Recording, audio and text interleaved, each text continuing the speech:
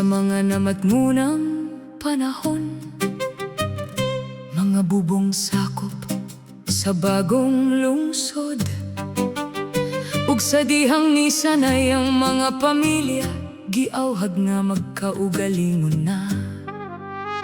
Sa pasiugda ni Doroteo Pedere nga nailhang Tiniente Teo, ang tambis hinigugma na gayud karon ug kaniadto. Sugod sa mga namatngunang panahon, murag dagayday sa mga tubod, mga tawo may daghan na gayud, giawhag kini sa kaugalingon mo barog. Mga tawong mihalad sa ilang oras ug kusog, dinasig sa ilang tiunay nga gugma sa nasod.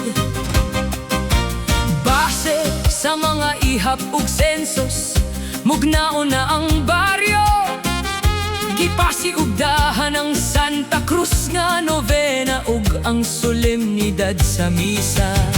Pagahimuon sa balay sa lider nila, ang pagdapit og pari ug musikero, nahimong tulumanon na. Agid pagsaulog sa mga kalipay, pasalamat sa mga kabaskog ug mga grasya.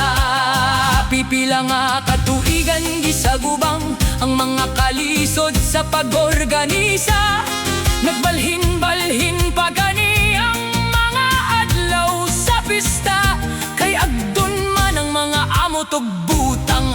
Alang sa mga galastuhan, kining tanan wala igsapayan, nakatahos gayud ang mga tao, mapuang buron gayud nga mipuyo sa kaugalingong baryo.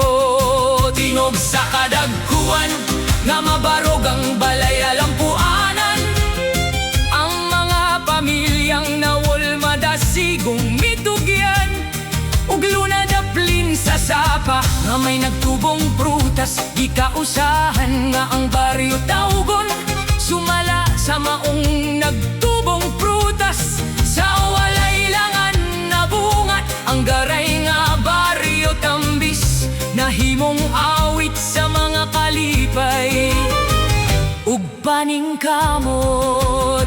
O barangay tambis, puloy-anan nga gipanangkon, sa prutas nga tamis, aslumog pait-pait, hinugtong sa mga tawong karaan, duyan ug garbo sa mga lumulupyo, kalipay sa mga bisita ug nangabot, katahom nga gipangandoy sa mga nahilayo, katumanan sa mga saad ug sugo.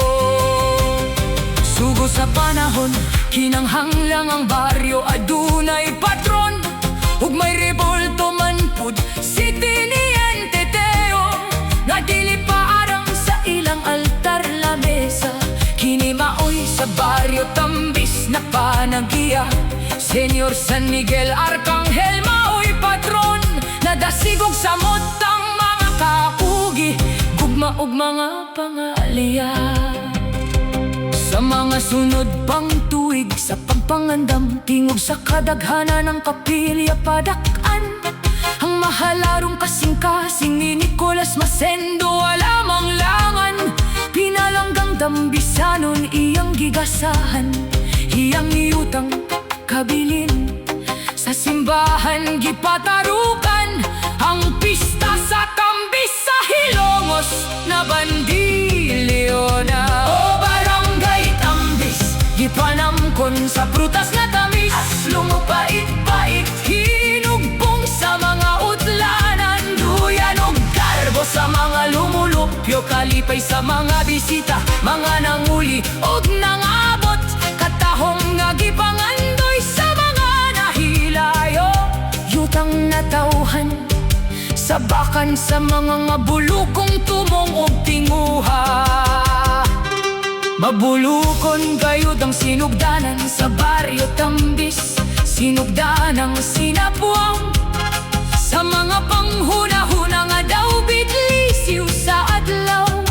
Dito sa lugar nga karon ang purok dos, gituboy ni Kiri Colina,